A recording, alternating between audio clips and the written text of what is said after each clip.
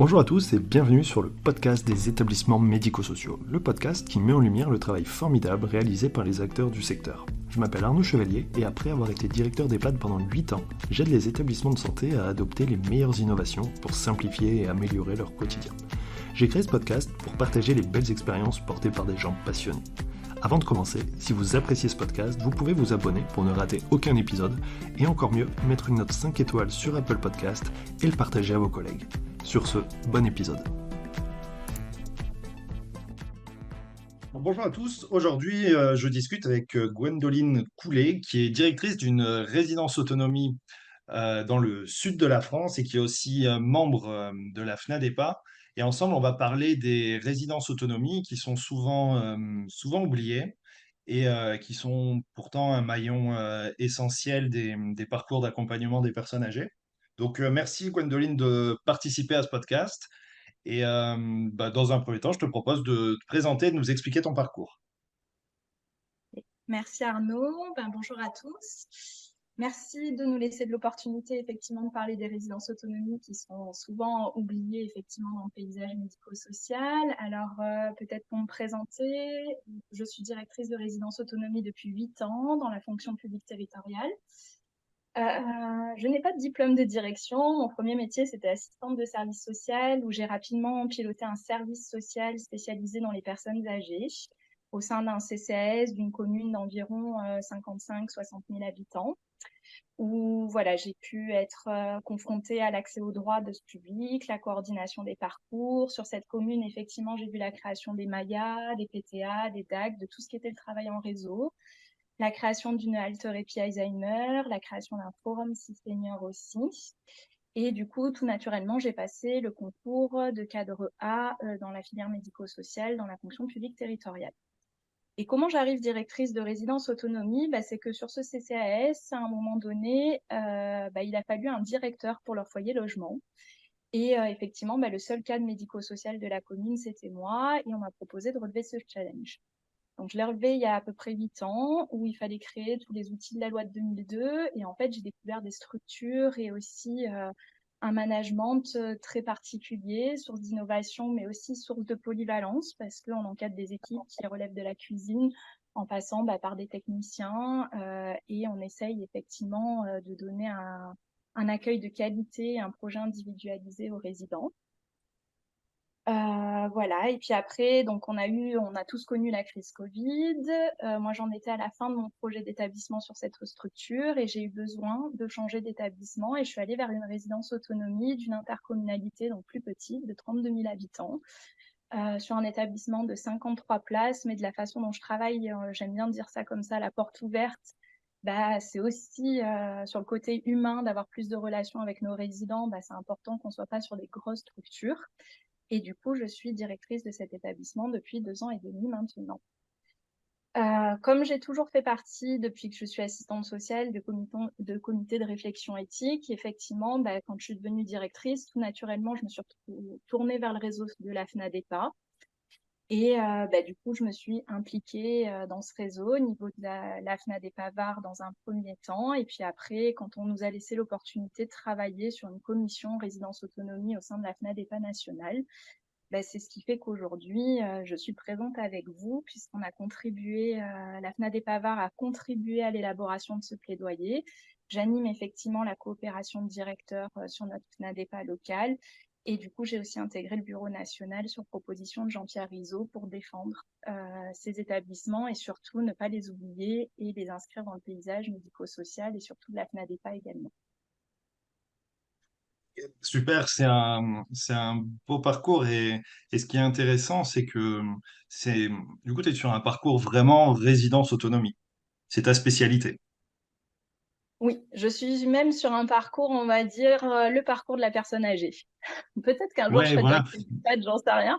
Mais vraiment voilà, fort d'une expérience quand même de plus de 12 ans sur du domicile. Effectivement, j'ai pu voir comment on pouvait adapter ce qu'on connaissait dans le secteur du domicile sur de la résidence autonomie et avec la particularité d'une structure ouverte 365 jours dans l'année, 24 heures sur 24. Mais oui, avec vraiment l'étiquette résidence autonomie. Ok. Alors, les résidences autonomie, on en parle très très peu. On entend depuis quelques années beaucoup parler des résidences services seniors. Il y a l'EHPAD qui prend quand même beaucoup, beaucoup de place. Ma question, c'est comment vont les résidences autonomie? Alors, question pas simple. Comment elles vont? Moi, j'ai envie de te dire que elles vont un petit peu comme tous les établissements médico-sociaux aujourd'hui, vraiment acculés par tout ce qui est inflation et problématiques effectivement de recrutement ou professionnel et de reconnaissance aussi de l'accompagnement de la personne âgée. Donc là, j'ai envie de te le dire, mais ça, je pense que c'est tout le secteur, hein. Pourquoi on n'arrive pas à se faire connaître? Pourquoi on n'arrive pas à défendre effectivement ou à valoriser toutes les initiatives autour des parcours de nos aînés, alors qu'on peut tous se souhaiter d'être aînés un jour? Après, moi, je côtoie beaucoup de directeurs qui croient en l'avenir de ces structures. On parle beaucoup de la logique domiciliaire, de tout ce qui est l'habitat inclusif, mais moi j'ai envie de dire que nos structures, elles existent depuis des années, à les fins 70, 80, et qu'on sait déjà faire. Et que bah, du coup, est-ce que c'est utile de voilà, rajouter des feuilles aux millefeuilles, ou est-ce qu'à un moment donné, il faut qu'on arrive à se faire entendre? C'est un petit peu, ouais, je vais employer un terme fort de combat, mais c'est effectivement dans nos commissions de directeurs de résidence autonomie, on se pose la question de pourquoi on n'arrive pas à mettre en avant nos structures. Pourquoi effectivement pourquoi, quand on parle de recommandations au niveau législatif, on va vraiment prendre l'exemple du Covid, ben, on était dans toutes les mêmes recommandations que les EHPAD, sauf qu'à un moment donné, on n'a aucun moyen, nous, médico-social, aujourd'hui reconnu, si ce n'est l'ancien forfait soins pour certaines structures et un forfait autonomie de 250 € par place de résident par an, hein. Donc, on ne fait pas grand-chose avec ça. J'ai envie de te dire que le secteur ne va pas bien, donc forcément, les résidences autonomie ne vont pas bien. Mais j'ai envie de dire qu'on en parle de plus en plus, que ce plaidoyer pour les résidences autonomie et la FNADEPA et tout le travail qu'elle fait pour les faire entendre ou reconnaître est important et qu'on y croit. C'est bien, non, mais c'est important. Et puis, c'est aussi, voilà, si on veut chercher des choses positives, c'est important qu'il y ait cette mobilisation et que les choses avancent. Moi, mon sentiment par rapport aux résidences autonomie, c'est que c'est vraiment un maillon indispensable, en fait. On parle de domicile, il y a l'EHPAD d'un côté, mais justement, l'intermédiaire, le fait d'être dans un environnement collectif, mais qui est du coup beaucoup moins médicalisé, qui va s'adresser à des personnes un petit peu moins dépendantes, fait que les gens seront forcément plus chez elles avec bah, moins d'équipes soignantes et puis la possibilité d'y rester plus longtemps enfin, il y a plein de choses qui font que c'est une super option en fait la résidence autonomie pour les personnes pour qui c'est possible. Et pourtant on en parle peu. On est parti sur la résidence service senior. Il apporte alors tu vas me dire si c'est un sentiment, mais si tu le vois comme ça, mais à peu près la même chose, sauf qu'on a perdu le côté social, de l'aide sociale, de la résidence autonomie qui est vraiment capable d'accueillir tout le monde. Alors nous, on se pose beaucoup cette question dans notre département parce que dans le Var, t'imagines bien que ça pousse comme des champignons. Et puis moi, j'ai juste un bâtiment qui me sépare d'une résidence service senior. Donc au départ, je les voyais vraiment comme des concurrents, hein, en me disant ils ont des super beaux bâtiments, ils ont des programmes de com qu'on n'a pas. Ouais. Ils ont le temps et puis c'est leur métier justement de vendre de la prestation. Moi aujourd'hui je le regarde alors sur un regard d'injustice parce que c'est clair que dans la com et moi je me plais à poser souvent la question même à nos autorités de tutelle ou aux différents professionnels médico-sociaux, je leur demande souvent s'ils savent faire la différence entre une résidence autonomie et une résidence service senior. Bah, bien souvent on me dit oui et en fait quand je demande de développer on se rend compte que bah non, on ne sait pas que les résidences autonomie sont dans le Code de l'action sociale et des familles et avec des obligations légales qui sont les mêmes, on va le dire très clairement, que les EHPAD, à l'exception du côté sanitaire, mais aussi sinon en termes de processus d'évaluation, de respect de la loi de 2002, de tous les principes, effectivement, de toutes les enquêtes. Maintenant, on arrive sur des trajectoires aussi sur les processus d'admission. On est sur la même réglementation que les EHPAD, à l'exception du volet sanitaire. Bien souvent, on ne sait pas faire la différence entre une résidence senior et une résidence autonomie. J'ai pas envie d'opposer les deux parce que c'est souvent ce qu'on a pu faire. Moi, j'ai juste envie de dire qu'effectivement, nos établissements ont une vocation sociale. Ce qui nous différencie, c'est d'avoir une vocation sociale et des prestations qui sont cadrées dans le Code de l'action sociale et des familles et que les résidences seniors relèvent du code de la construction et de la consommation, et du coup ont un côté commercial. Après, moi, j'ai envie de croire qu'il y a de la place pour tout le monde, sauf qu'effectivement, sur des régions comme les nôtres, en région PACA, ça se développe très rapidement, et que ça demande aux directeurs d'établissement, auprès de leurs autorités de tutelle et auprès de leurs politiques, parce que c'est majoritairement des structures issues de la fonction publique territoriale, de continuer à défendre l'utilité des résidences autonomie sur la notion de parcours. Nous, moi, j'ai envie de dire, tout à l'heure, tu parlais de domicile. Moi, j'ai envie de dire que la résidence autonomie est un domicile dans un lieu sécurisé. Oui, clairement, clairement. Voilà, Beaucoup plus pourquoi que l'EHPAD, qui est censé l'être, mais qui l'est moins. nous, on a vraiment la spécificité de mettre à dispo des studios ou des appartements où les résidents peuvent venir avec leurs meubles. Donc, où Ouais, ils peuvent ça change tout, hein. reconstituer leur chez-toi. Voilà. Ça change tout. Moi, j'aime bien leur dire aussi, c'est pas une chambre, c'est effectivement un studio ou un appartement suivant les structures, parce qu'il y a des structures c'est-à-dire que la porte, elle est fermée. D'ailleurs, j'accompagne des résidents qui souhaitent après que la porte soit ouverte vers des projets d'orientation EHPAD, parce que là, ça répond à un autre besoin. Mais effectivement, ça veut dire qu'ils ont toute leur intimité du domicile. J'ai pas envie d'opposer le domicile non plus aux résidences autonomie, dans le sens où en fait, ça devrait. Aujourd'hui, si tu me demandes moi ce que j'aimerais pour mon propre vieillissement, je pense qu'il y a 10 ans, je te disais, j'aimerais être chez moi, voilà, et de rester dans ma maison. Aujourd'hui, effectivement, je te dirais, j'aimerais avoir la capacité d'anticiper, de rentrer en résidence autonomie pour sûrement éviter, je vais pas le cacher, le lieu de médicalisation, mais effectivement pour construire un nouveau chez soi avec des nouvelles amies, avec un nouveau réseau social autour de soi. Et les résidences autonomie, c'est ce qu'elles offrent. Parce que en faisant, en ayant nos prestations, parce que elles sont décrites dans le code de l'action sociale et des familles comme des prestations, mais à toute la subtilité des directeurs de résidence autonomie, c'est d'adapter ces prestations aux besoins de leur territoire et surtout aux besoins de la population qu'ils accueillent. Moi, j'aime pas dire une prestation de restauration par tout moyen. Le temps de restauration, c'est le temps du midi, c'est le temps du soir, c'est le temps de lien social, c'est le temps de pourquoi je vais m'habiller aujourd'hui, parce que je vais aller déjeuner avec mon voisin ou peut-être avec une amitié qui s'est liée. Prestation d'animation ou de prévention, c'est pareil, hein, en fonction, effectivement, ça me donne une utilité. Je redeviens utile pour quelqu'un et je vis mon propre vieillissement, pas tout seul dans ma maison, mais dans mon domicile, certes, ou dans mon appart, où c'est mon appart et je suis seule, mais j'ouvre la porte et j'ai tout ce lien social-là qui s'organise autour de moi. Et ce côté sécurité, donc dans le sens où effectivement, si je perds en autonomie, il y a des gens qui seront vigilants sur ma perte d'autonomie et qui seront susceptibles d'accompagner mes aidants pour que mon projet s'oriente peut-être vers autre chose. Ou tout simplement, mon grand âge fera qu'un jour, je m'éteindrai et je m'éteindrai dans un lieu, effectivement, où j'ai construit mon nouveau domicile. Je te rejoins là-dessus et on voit avec la médicalisation des EHPAD, je pense que du coup, la résidence autonomie, c'est vraiment le lieu où tu peux faire du maintien de l'autonomie et de la prévention à travers le lien social, les activités, à travers ouais, voilà, juste un réseau social en fait. Qu'en EHPAD, euh, moi je trouve que voilà, c'est tout. C'est médicalisé, donc c'est des gens qui arrivent très tard, très dépendants, et où l'EHPAD, il va pallier à la dépendance en fait, essayer d'apporter des réponses, mais on perd quand même ce côté réellement autonomie, quoi. C'est juste ce que tu dis parce que de plus en plus, quand on essaye d'expliquer notre différence par rapport aux EHPAD, on dit la porte d'entrée dans un EHPAD, je le regrette, hein, attention, hein, c'est la dépendance ou la Oui, c'est porte les vers urgences, hein. l'autonomie. Voilà.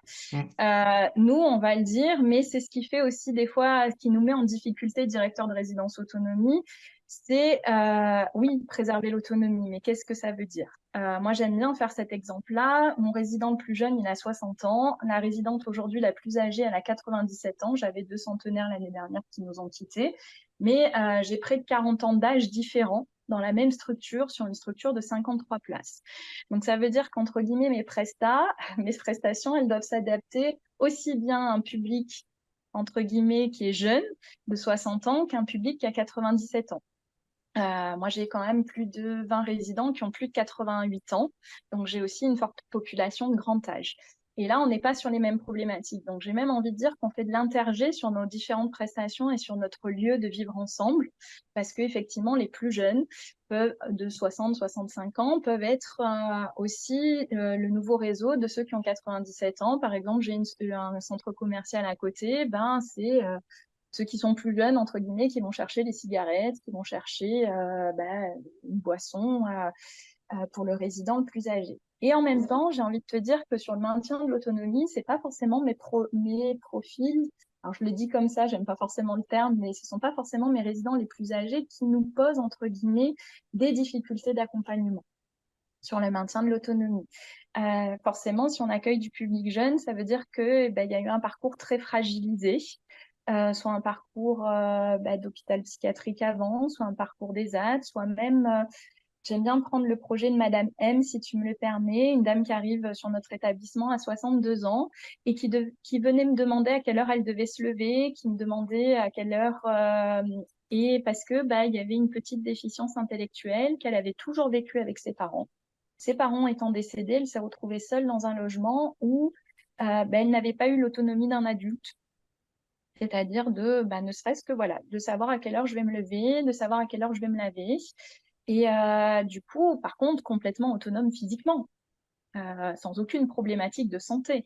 J'ai même envie de te dire que nos structures, sur certains projets, peuvent restaurer ou amener des notions d'autonomie qui n'existaient pas avant d'arriver sur notre établissement.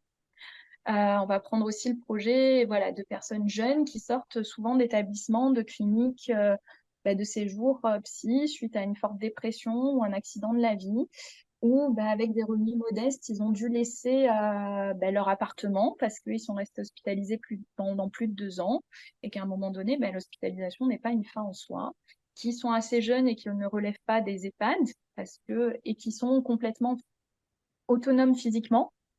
Et du coup, il y a des travailleurs sociaux qui vont les orienter sur nos structures. Et c'est vrai que ça fait des sacrés grands écarts dans les projets de vie sociale parce que il y a 40 ans d'âge et que rien que pour ça, manger tous les midis et tous les soirs ensemble ou faire des animations, ça demande quand même une flexibilité au niveau de mes équipes pour pouvoir répondre à tous ces besoins. Et Ouais. j'ai aujourd'hui envie de dire cette particularité qui est absolument pas reconnue ni entendue des pouvoirs politiques et on va dire du néophyte, c'est-à-dire qu'on s'imagine résidence autonomie, les gens sont autonomes. Ouais, mais ça veut dire quoi être autonome parce que je viens de te démontrer. Ça veut pas dire Non, mais voilà, je marche et je vais bien et je sais me laver tout seul.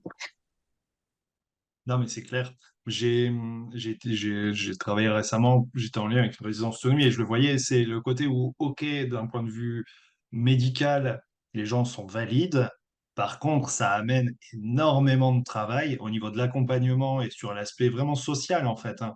Des papiers, des impôts, des résidents qui conduisent, mais qui, du coup, ont toujours un problème avec leur voiture. Et il faut gérer ça. Ils ont perdu les clés, leur assurance, elle est plus à jour. Ils se sont pris un poteau, voilà, leur pneu y est crevé, qu'est-ce qu'on fait? Et où ils sont vite perdus. Et au niveau de l'équipe, c'est un accompagnement qui est pas réellement médical, mais c'est vraiment l'accompagnement social, en fait, Ouais, ou qui demande l'accompagnement du énormément de temps. quotidien.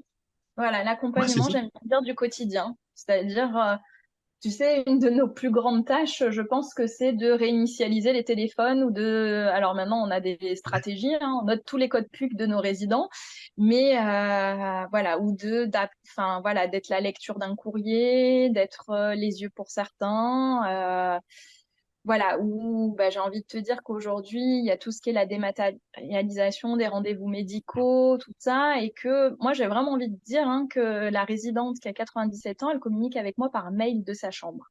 Donc, c'est pas forcément une question d'âge, et ceux qui ont plus de difficultés, effectivement, ce sont peut-être mes plus jeunes sur voilà, se créer une adresse Internet, de comment je remplis, comment je et aujourd'hui, sur mon établissement de 53 places en administratif, il n'y a que mon assistante et moi. Donc, effectivement, c'est pour ça que j'aime dire que je travaille la porte ouverte, mais que ça fait partie de mes fonctions de directrice de savoir manipuler un téléphone portable et les différentes techniques pour leur Ouais, permettre effectivement de vivre un quotidien le plus normal possible.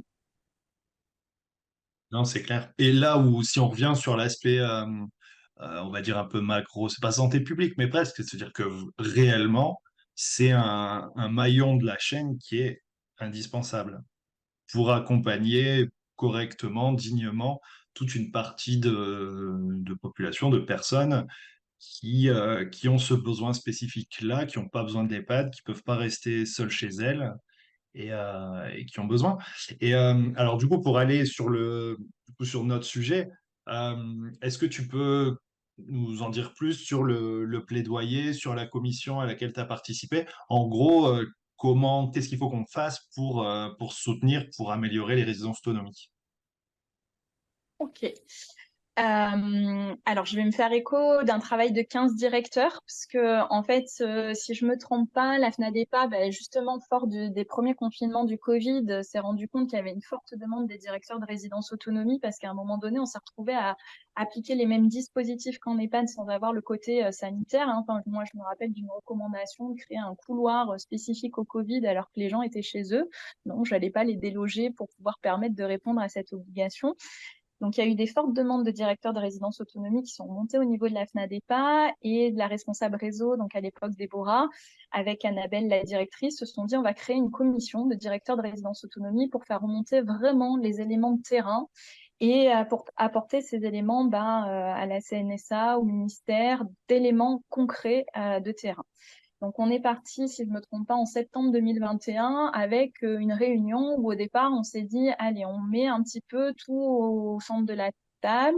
On était une quinzaine de directeurs suffisamment représentants de la France. Il faut savoir que les résidences autonomie, c'est un chantier aussi très compliqué parce qu'elles sont toutes empreintes de leur propre histoire territoriale. Il ne faut pas oublier que les foyers logements, à l'époque, ils ont été créés par des projets de territoire, par des élus qui voulaient des maisons de retraite non médicalisées sur sur leur commune et qui les ont tous créés sans forcément avoir de réglementation. Donc, tu peux avoir des établissements où il n'y aura que l'hébergement et depuis la loi ASV, ont dû se mettre en place sur d'autres prestations. Et tu peux avoir des établissements qui, aujourd'hui, comme le mien, ont été tout de suite créés comme une maison de retraite, vraiment avec toutes les prestations et du coup qui aujourd'hui sont très proches d'une réglementation EHPAD même en termes d'incendie parce qu'il y avait tous les équipements qui avaient été créés.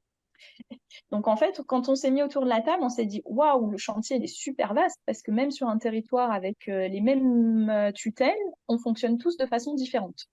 Nous, pour la FNADEPA VAR, c'est un an de travail sur 30 résidences autonomie, de bien apprendre à se connaître, de recenser, ouais, toi, tu as ce positionnement, mais attention, tu n'as pas ta prestation de restauration à 365 jours dans l'année.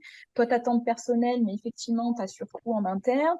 Toi, tu as moins de personnel, mais parce que tu délègues en externe. Donc, ça a demandé quand même un chantier très vaste. Alors, t'imagines à l'échelle nationale ce que ça a pu demander.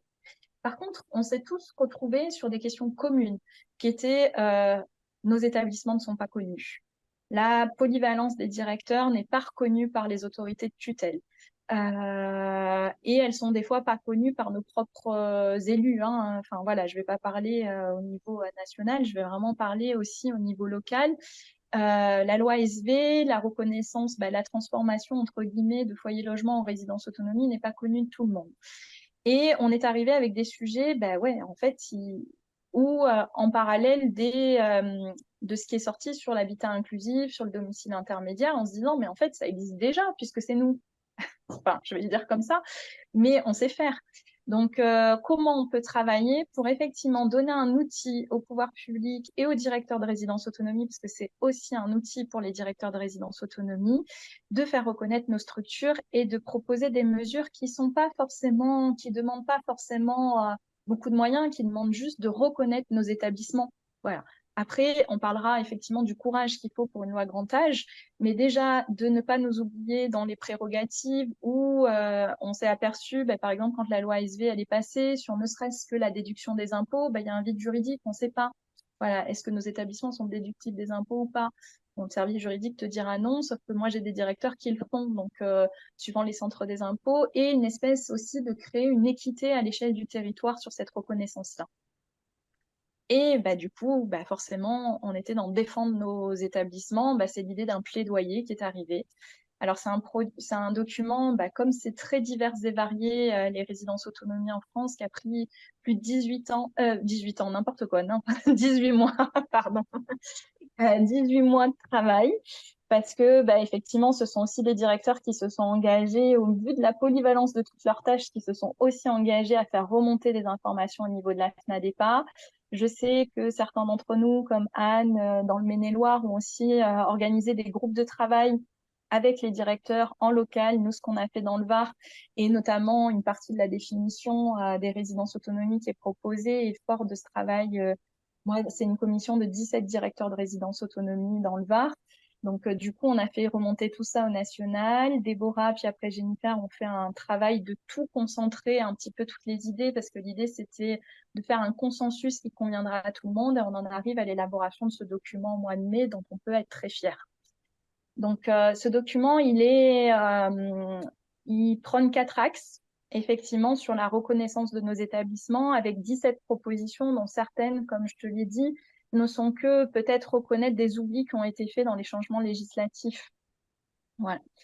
L'axe 1, c'est reconnaître le profil des personnes accueillies. Donc, je pense qu'au vu de ce que j'ai décrit tout à l'heure, avec des fois 40 ans d'âge, des problématiques psychiques, des problématiques d'addiction, des problématiques tout simplement aussi de perte d'autonomie, d'isolement, de souffrance psychique. Hein. Moi, j'aime bien dire aussi qu'il y a un profil qu'on accueille, c'est généralement des jeunes veuves qui effectivement vont vers nos établissements parce qu'elles ont perdu leur époux, ou on commence à avoir aussi le profil des jeunes veufs, des messieurs qui effectivement arrivent dans nos établissements, mais il ne faut pas oublier toute la souffrance psychique que ça représente, c'est tout le deuil qu'ils sont en train de vivre, parce que au-delà d'avoir perdu l'être aimé, du coup, c'est aussi de faire le deuil de toute leur vie passée, de reconstruire une vie en résidence autonomie, enfin, ou de parcourir, enfin, vraiment la notion de parcours.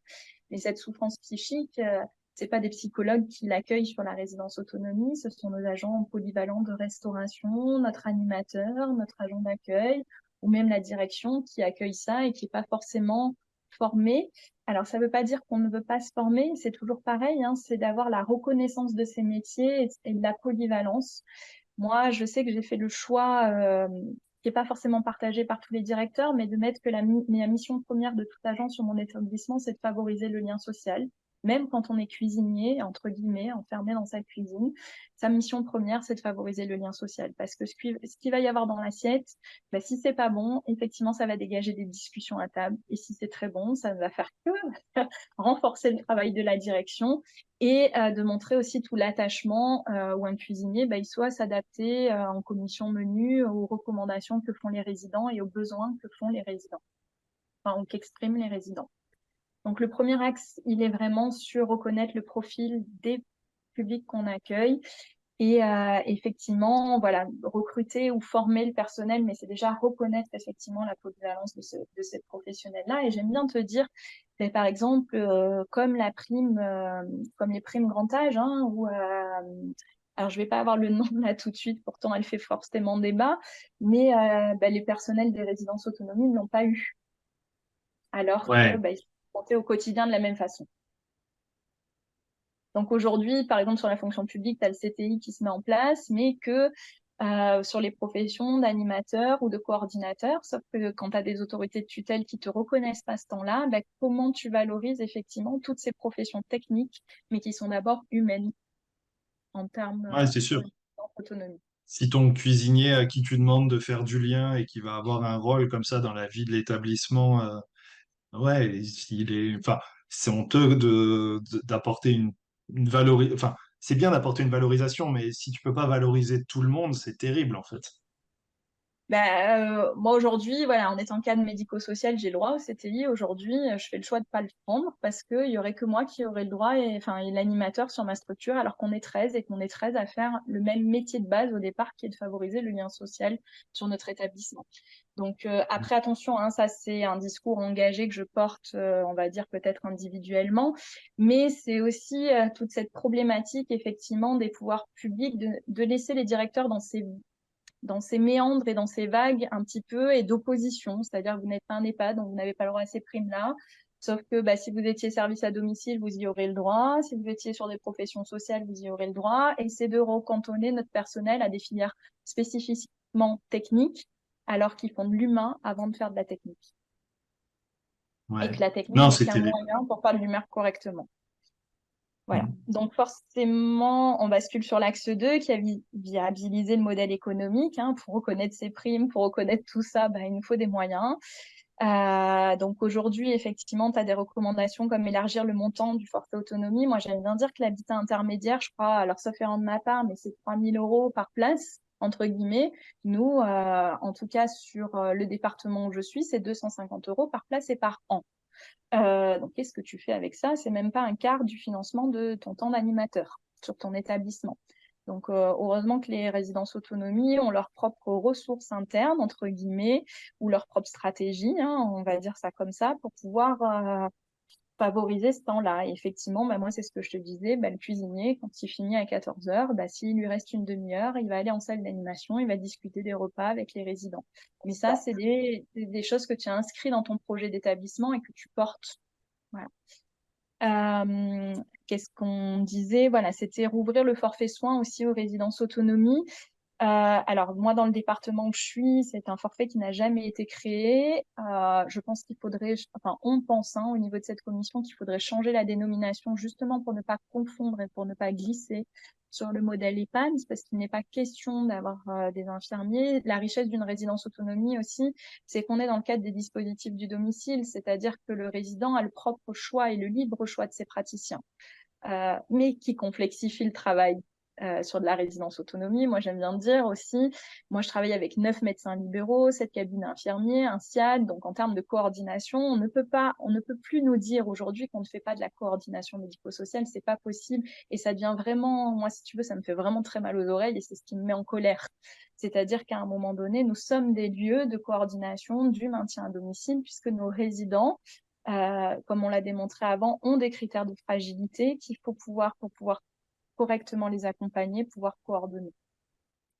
Donc, et pour tout ça, effectivement, Je il rebondis faut... là-dessus. Comment? Je rebondis là-dessus. Le forfait soins, qu'est-ce qui permettrait de faire en plus? Alors, nous, on voudrait le requalifier. Je crois que c'est un forfait à l'accompagnement. Alors, je ne le connais pas par cœur, le plaidoyer, pourtant, là, bien rédigé, pardon, un forfait d'accompagnement aux besoins spécifiques. Ça peut être, je vais vraiment prendre l'exemple parce qu'on a ces grosses problématiques sur la gestion du médicament dans nos établissements. Alors attention, il y a certains D'accord. établissements où directement la pharmacie va livrer, mais tu vas avoir, parce que tu travailles bien avec les professionnels médico-sociaux, des raccourcis qui vont être pris où les boîtes de médicaments, elles vont être déposées sur le bureau de l'assistante de direction, où on va croiser un agent et on va lui dire, tu peux l'apporter. Ou ça va être des médecins libéraux qui vont nous dire, vous pouvez faxer cette ordonnance ou vous pouvez trouver un rendez-vous chez un spécialiste. Ça va être aussi, oui, c'est bien beau de trouver un rendez-vous chez un spécialiste, mais derrière, comment le résident il y va? Donc, soit il a son réseau familial qu'on peut actionner, soit effectivement, comment on trouve une ambulance, comment on trouve le bon transport, comment on les fait accéder à leurs droits, type chèque sortir plus, des caisses de retraite complémentaires, et toutes ces démarches qui font que le résident, au départ, il dit ah non, c'est trop compliqué, j'y vais pas. Et après, tu as une Ouais. crise d'urgence dentaire, par exemple. Ça va être aussi de travailler tout ce qui est le réseau avec les professionnels médico-sociaux, parce que nous, aujourd'hui, sur notre établissement, on a de la chance parce qu'on arrive encore à avoir des médecins traitants qui nous prennent nos nouveaux résidents. Mais moi, j'ai envie de te dire, et de toute façon, les médecins me le confirmaient comme ça, c'est parce qu'on travaille en coordination. Ou sinon, ils ne prendraient pas de nouveaux patients ou de nouveaux résidents. Ou on connaît suffisamment les cabinets d'infirmiers libéraux pour savoir que si on va avoir, entre guillemets, un profil d'une dame qui a besoin d'être rassurée sur ses médicaments, on va aller vers on va leur proposer une liste, ça c'est sûr. Mais aujourd'hui, j'aime pas le dire comme ça, mais on sait aussi que c'est les cabinets de libéraux qui choisissent entre guillemets leurs patients parce qu'ils sont tellement acculés eux aussi. Mais si j'ai un profil psy, je vais plus aller vers telle infirmière. Si j'ai un profil addicto, je vais plus aller vers tel profil aussi Ouais. d'IDE ou tout le travail qu'on met en place avec le CMP. Et aujourd'hui, c'est vrai qu'on manque de personnel là-dessus et que c'est bien souvent l'assistante de direction ou le directeur qui fait ce travail-là. Sauf que du coup, pendant qu'il fait ce travail-là, il fait pas son travail, entre guillemets, j'aime pas le terme, mais il est réel aussi, Non, il mais il reste. compense, il doit meubler. Et c'est vrai que du coup, c'est au dépend d'autres choses. Et voilà, et c'est cette notion de coordination qui est très cohérente. Oui, et au niveau des organismes de tutelle, on va me répondre, c'est pas votre travail. Ok, peut-être. C'est pas mon travail. Mais c'est Hmm. le travail de qui alors? Et moi qui est le résident, la porte ouverte en face de moi, je vais lui dire que c'est pas mon travail et je vais le laisser sans réponse. Du coup, on va se reposer les questions de effectivement notre vocation sociale et de notre vocation de prévenir la perte d'autonomie. Voilà. Non, Mais c'est clair. voilà, où on a aussi l'exemple qui revient, mais qui revient nationalement, d'un pompier, enfin des pompiers qu'on fait intervenir sur nos structures après une chute ou des événements graves, et où tu vas voir les pompiers qui tout de suite vont te demander le dossier médical. Sauf que Mm. effectivement, ok, sauf qu'on n'est pas médicalisé. Oui, mais on fait comment? Et bien souvent, effectivement, tu appelles l'infirmière, mais l'infirmière, elle va te dire, parce que bon, ça devient des proches relations dans notre travail, hein, mais elles vont te dire, mais tu le connais mieux que moi, donc vas-y, explique. Enfin voilà, donc on va pas avoir forcément les termes médicalisés. Par contre, on va savoir, je prends l'exemple d'une de mes dernières hospi où les pompiers me disent, non, mais le monsieur, il est juste incohérent parce qu'il est âgé.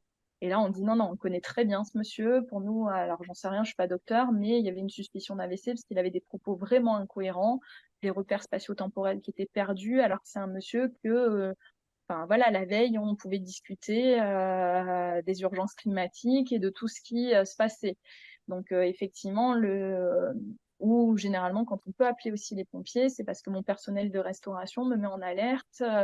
Madame Coulet, on a Madame Y qui est pas dans son état normal aujourd'hui et voilà, nous qui la côtoyons tous les jours, on sait qu'il s'est passé quelque chose. Donc voilà, c'est sur la connaissance. Ce n'est pas du tout pour venir. C'est pour ça que moi j'aime pas forcément le terme soin.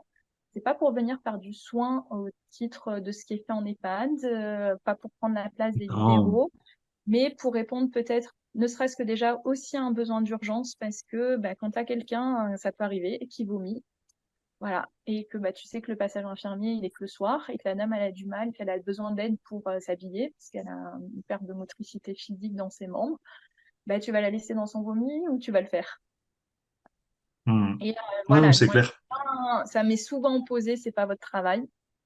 Ok, c'est peut-être pas mon travail, mais c'est le travail de qui? Et est-ce que c'est pas notre rôle juste de citoyen? Mais à ce moment-là, il faudrait pas dépasser, parce que des fois, on nous dépasse là-dessus, hein, en disant, bah oui, non-assistance à personne en danger, ou bien sûr, vous n'allez pas la laisser dans son vomi, dans ses matières. Ouais, mais du coup, notre rôle de citoyen, là, il est plus professionnel. Et pourquoi c'est pas reconnu ou pourquoi aujourd'hui c'est pas entendu? Non, mais dans tous les cas, t'es coincé, hein, c'est toujours la même histoire. C'est tu le fais, ça veut dire que t'interfères et puis le secret médical ou machin, les soins, t'es pas soignant. Et en même temps, tu le fais pas, c'est de la maltraitance. Donc, Exactement. Et voilà. puis, on Après, va c'est vrai dire, que. pourtant, je suis d'une profession, pardon, assistante sociale, hein, donc le secret pro par déonto, tu vois. Hmm. Ça Mais va. quand tu intègres, quand tu arrives dans une structure, enfin, moi, je l'ai vraiment déconstruit quand je suis arrivée en structure d'hébergement, hein, t'imagines, avec mon éthique et ma déonto, tout ce qui circulait en termes d'infos, je me suis dit, mon Dieu, mais qu'est-ce que c'est? Bon, t'as appris à pas écrire dans les dossiers, hein, pour le coup, parce que t'as pas le droit de l'écrire dans les dossiers. Mais voilà, quand tu as un résident qui a mal au ventre, il va le dire d'abord à l'agent de restauration, ou c'est d'abord l'agent de restauration qui va s'en rendre compte parce qu'il va pas finir son assiette ou parce qu'il va être écœuré, alors que d'habitude il mange ce plat très volontaire, enfin très volontiers. Et du coup, voilà, c'est à ce personnel, enfin c'est à mon personnel qui vont se confier en premier. Et c'est même nous, des fois, moi, je rattrape un médecin l'autre jour et je lui dis, il vous a parlé de ses problèmes de ventre? Ah ben non. Ah ben, et quand on va voir le résident, oui, mais là, aujourd'hui, j'avais pas mal. Oui, mais hier, avant-hier, vous aviez mal et je suis sûre que demain, vous allez me dire que vous avez encore mal, sauf que le médecin, il s'est déplacé. Donc, en termes de communication et d'information, ce sont des lieux de vie, hein. Ils partagent plus de temps avec le personnel qu'avec leur famille. Donc, les premiers avec qui ils vont aller se confier, s'ils sont en confiance. Moi, j'ai la chance d'avoir une équipe qui est quand même très proche et à l'écoute des résidents. On va dire que le premier problème, voilà, c'est à mes agents de restauration qui vont aller les confier. Non, mais c'est clair. Et c'est vrai que là aussi où le vrai atout des établissements, c'est cette notion de coordination et de suivi, qui va être beaucoup plus difficile à domicile quand il n'y a personne. Là, c'est vrai que le fait d'avoir une équipe sur place qui est présente, on évite l'isolement, ça permet de mieux travailler l'autonomie, mais surtout, ouais, ça permet de faire ce suivi. Et ça change tout. Exactement, mais du coup, je peux t'en parler parce que c'est mon cœur de métier et c'est le métier que j'ai choisi au départ. Mais moi, je suis souvent sollicitée par des collègues directeurs qui n'ont pas cette formation initiale au départ et qui sont, ben, entre guillemets, dépassés parce qu'ils ont envie de répondre à ce besoin et cette urgence humaine. Mais effectivement, bah, ils l'ont pas appris dans leur cursus, donc ils doivent l'apprendre sur le terrain. L'autre jour, je discutais avec une collègue qui m'a vraiment touchée, qui a dû apprendre, bah, le résident a voulu faire sa fin de vie d'un cancer en stade terminal, donc il y avait de l'autonomie, mais voilà, où on bascule sur de l'HAD, bah, effectivement, c'est toi qui trouves le résident décédé. Euh, c'est un réel traumatisme pour cette collègue directrice. Au départ, elle n'est pas issue voilà, du parcours médico-social comme moi je peux l'être. Et en même temps, bah, c'est à ce à quoi tout notre personnel est confronté. Donc tout à l'heure, quand on parlait de formation ou de recruter du personnel formé, c'est plus effectivement d'amener ces formations à la réalité de terrain et à la multitude des choses auxquelles on peut être confronté. Moi, j'ai un projet, alors cette résidente, voilà, elle m'a particulièrement touchée, où bah, dans la nuit, enfin, voilà, le médecin m'a dit elle est décédée d'une crise cardiaque, mais elle est décédée par terre, si tu veux, sûrement en allant aux toilettes. Et l'infirmière, bah, elle vient me voir, elle ferme la porte de la chambre et puis elle me dit, bah, j'ai pas pu la remettre au lit, elle était trop lourde. Bah, là, sur le moment, je me suis dit, bon, bah, ok, je vais vous aider, on va le faire. Et elle me regarde, elle me dit, mais vous n'êtes pas formé à ça? Oui, mais en fait, tu ne te poses pas la question parce que derrière, tu sais que la famille, elle va venir et qu'il est inconcevable pour toi qu'ils trouvent leur mère au sol par terre parce que tout simplement, on n'a pas les professionnels qui la permettent de la recoucher dans le lit et de la présenter dignement à sa famille. Et ben, tu vas le faire. Oui. Et quand je vais parler de cette histoire, on va me dire, c'est anecdotique et c'est pas à vous de le faire et on ne pouvait pas vous obliger, certes. Sauf que la directrice qui a annoncé le décès, c'était moi et que j'avais envie que la dame soit présentée le plus décemment possible à sa famille sur le moment de ses. Voilà. Si effectivement les professionnels et enfin, tous les professionnels qui interviennent en résidence autonomie sont vraiment confrontés à tous les parcours de la vie, mais sans soignant et sans avoir été, en fait, si tu veux, t'es pas forcément préparé, hein, c'est-à-dire que systématiquement, bah, tu es confronté à chaque histoire de vie, à chaque projet différent, et que ça te demande vraiment une certaine adaptation. Et de ne pas reconnaître ces professions comme des professions vraiment médico-sociales, ou tout simplement parce que bah, y a pas de diplôme de soignant. Attention, hein, enfin, j'oppose pas, hein, mais voilà, ou que tu leur reconnaisses pas la prime grand âge, ou que tu reconnaisses pas effectivement les différentes primes c'est la prime Ségur, tu vois, c'est celle-là. Voilà, je l'ai oublié. Du coup, parce que j'ai envie de l'oublier, parce que je me dis que ça, c'est une pure injustice, effectivement, sur les professionnels de résidence autonomie. Ben, c'est pas nous aider à reconnaître nos professions dans le paysage médico-social. Et en même temps, elles sont tellement utiles. Je vais prendre aussi cet exemple et je pense que ça arrive à des collègues. L'autre jour, j'ai un camion de pompiers qui sonne à mon établissement. Donc, je me dis, bah mince, j'ai appelé personne. Donc, soit c'est un résident, hein, ça peut arriver que les résidents les appellent directement, mais là, j'étais très étonnée. Et en fait, bah, ils avaient récupéré une dame, voilà, je pense avec des troubles cognitifs importants dans la rue. Et bah, ils venaient nous demander de l'aide parce qu'il n'y avait pas de traces physiques et ils ne voulaient surtout pas qu'elle aille aux urgences, cette dame. Mais ils venaient demander de l'aide à la résidence autonomie par rapport à notre réseau, par rapport aux différents professionnels médico-sociaux avec qui on travaille et par rapport à notre connaissance de la personne âgée, de comment lui éviter de passer aux urgences finalement, même d'une personne extérieure. Donc nos établissements peuvent être aussi repérés là-dessus. Non, c'est clair. C'est vraiment la notion d'un maillon indispensable. Euh, alors, pour conclure, quel message on peut passer aux directeurs de résidence autonomie et aux directrices pour rejoindre, pour pas rester seul, pour participer, pour aussi valoriser tout ce qui est fait?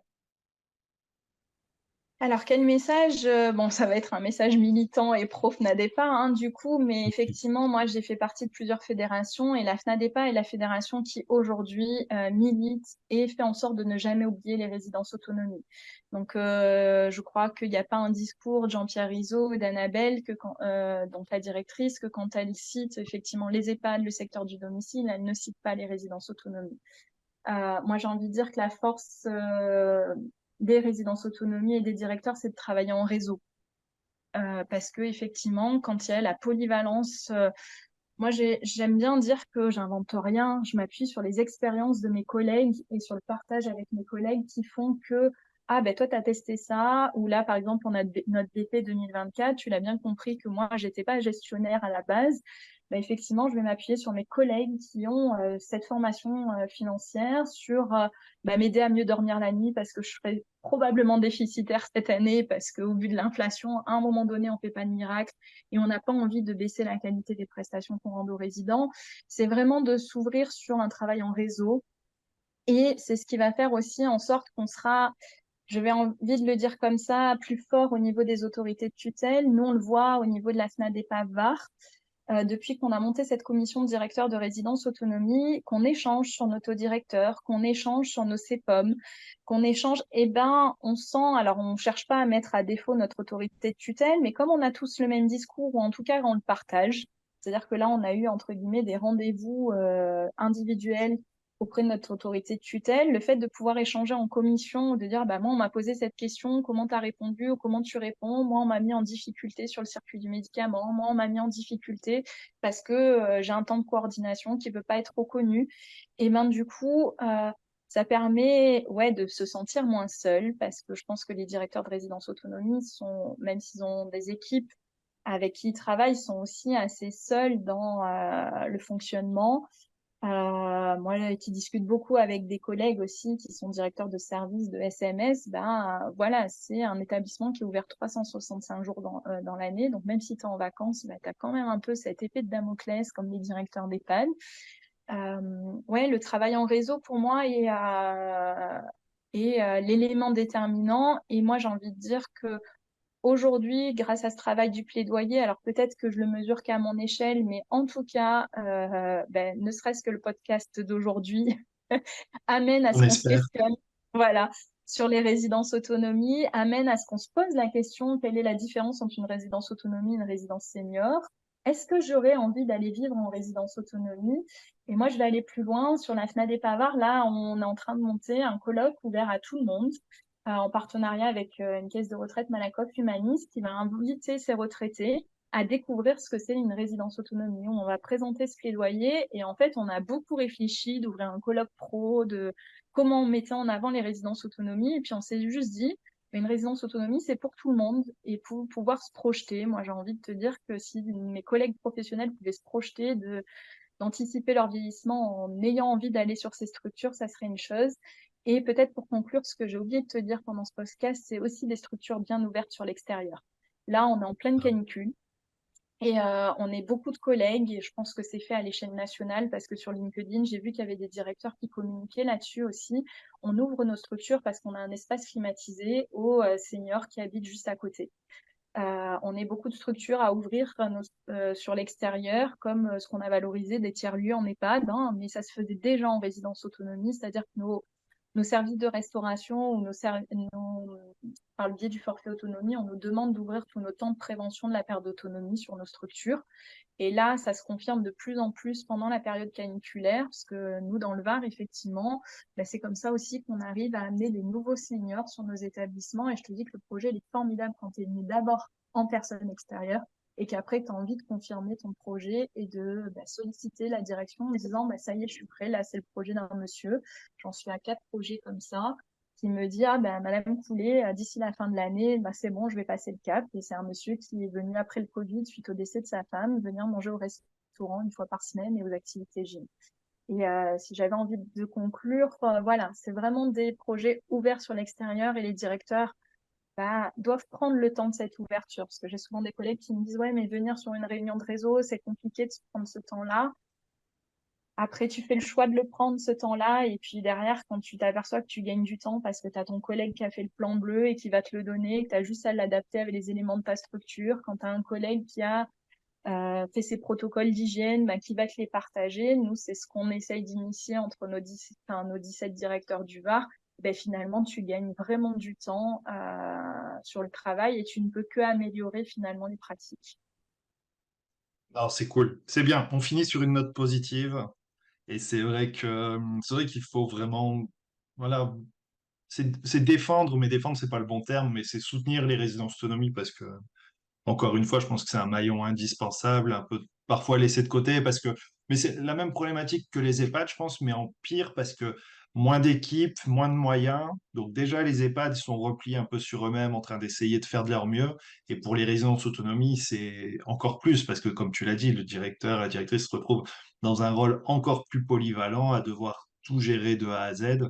Et, euh, et voilà, ça en fait, je pense, quelque chose de passionnant, mais c'est vrai qu'à un moment, il faut aussi pouvoir aider, soutenir, parce que la réponse aux besoins des personnes elle est super importante. Mmh.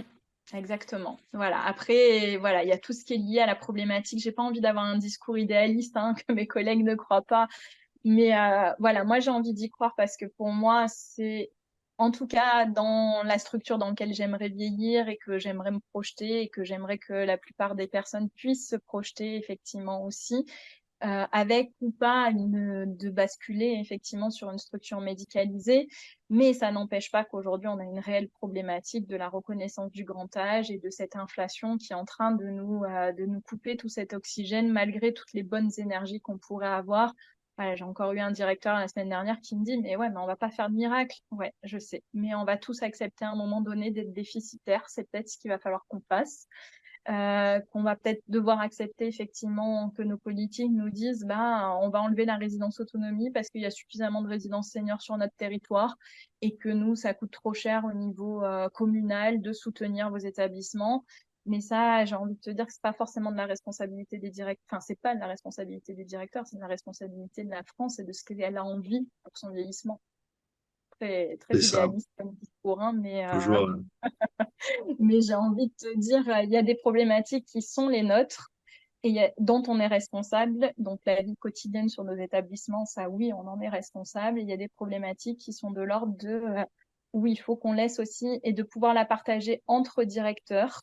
Effectivement, tout de suite, c'est un petit peu plus fort au niveau des autorités de tutelle parce qu'on a tous le même discours et que à un moment donné, quand on est 17 directeurs à dire la même chose, et que c'est pas entendu, tu te dis c'est pas moi qui ai un problème pour faire reconnaître mon établissement et mes équipes. Le problème, il vient peut-être d'ailleurs. Oui, puis qu'au moins il y a un message et un retour. Parce que c'est ça aussi, tu vois, s'il n'y a pas de retour, c'est sûr que ça avancera pas. C'est ça. Voilà. Et ben merci Gwendoline Merci pour à toutes ces toi. infos, pour aussi ton témoignage, et puis à bientôt. Ouais, merci. Merci d'avoir écouté l'épisode jusqu'au bout, j'espère que le sujet vous a plu et qu'il vous inspirera. Pour m'aider à faire connaître le podcast, abonnez-vous sur votre plateforme d'écoute préférée ou notez-le et partagez-le sur vos réseaux sociaux. N'hésitez pas à me contacter sur LinkedIn pour toute remarque ou proposition de sujet. Bonne journée et à bientôt sur le podcast des établissements médico-sociaux.